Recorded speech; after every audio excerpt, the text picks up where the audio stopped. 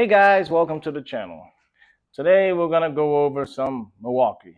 Specifically, we're going to go over the Milwaukee battery platforms, M18 versus M12. I personally have been using Milwaukee for over 20 years.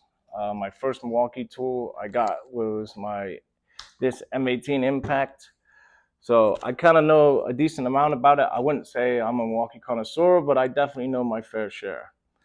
Now, I'll throw you my opinions. I won't throw you any crazy facts, any revolutions per minute or anything like that. I'm strictly going to basically break it down, explain what they mean, so to make your decision a bit easier. All right, let's say you're walking in Home Depot, you're a new contractor or you're a homeowner, just bought a new home, you want to get a new drill driver set. You walk in there and there's about 19 different sets. You have no idea where to start. So I'm here to explain it for you, to try and make it a bit easier, make it a bit better for you. Hopefully, after watching this video, you'll have a better understanding of the battery platforms and what it all means. So we have M18 and M12. Obviously, M18 has more juice. You know, it's got more oomph than M12, but that doesn't mean that M12 won't work for you. I hear a lot of people say, okay, M18 is good for the contractor, M12 is good for the homeowner. That's not necessarily true. I was a contractor for over 20 years, and I primarily use the M12. I have M18. I have a bunch of M18, and M18 is great in its own right for a certain purpose. However, strictly a drill driver, I grab the M12. So here, let's break this down. So I'll grab this battery first. This is the M18 line. So this is M18 red lithium high output XC 8.0. So what does that mean? So the M18 stands for 18 volts. The red lithium, that's Milwaukee's technology. It's like intellect technology inside the battery. That just means it's good. The high output means it's a high output battery. It gives off the most amount of power it can. And the XC stands for extended capacity. Basically, it's a longer life. And the 8.0 stands for, that's 8.0 amp hours. The 8.0, that's a unit measurement of how long this battery can hold a charge for. This has nothing to do with the juice and the amount of oomph. It's basically a measurement that's over a course of an hour, and it can hold 8.0 amp hours over an hour. That's all that is. So that's not going to make it a better performing battery. However, it will last longer. This next one is M18 red lithium CP 2.0. Okay, we know what the M18 stands for, is the 18 volt. Red lithium is the new technology. CP stands for compact. And then the 2.0 is that amp hours measurement again. This next one is just an M18 red lithium. So this is your standard battery, no bells or whistles or nothing like that. Okay, moving on to your M12. This guy is M12 red lithium CP 2.0. Okay, we know what red lithium means. The CP, again, stands for compact. And the 2.0 stands for 2.0 amp hours, basically how long it could hold a charge.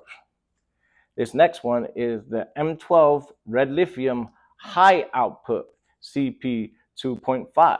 So we know what all those mean already. We know that the M12 is the 12 volt, the red lithium is the newer technology, the high output is that gives a lot of juice, and the CP means compact, and 2.5 amp hours, how long that's going to hold this charge. So that bigger that number is on the end, the amp hours, the longer that battery will last. And then my last one is M12 red lithium high output XC 5.0. Okay, so the M12, we know what that means. The 12 volt red lithium, we know that's the newer technology. High output means that it gives out a lot of juice compared to the others.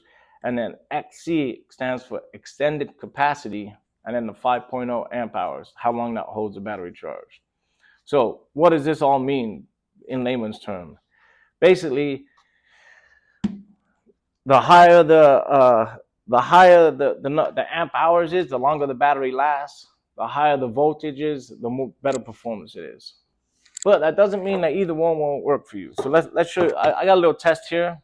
So here I have my Milwaukee Surge Fuel. If you don't know what fuel means, fuel is Milwaukee's high-end level. It's basically brushless and all that. So that's the top of the line, the fuel. So if you have an M12 fuel and then you have an M12 not fuel, the fuel is the top dog. And this one here, I have another fuel, but this is M18 impact.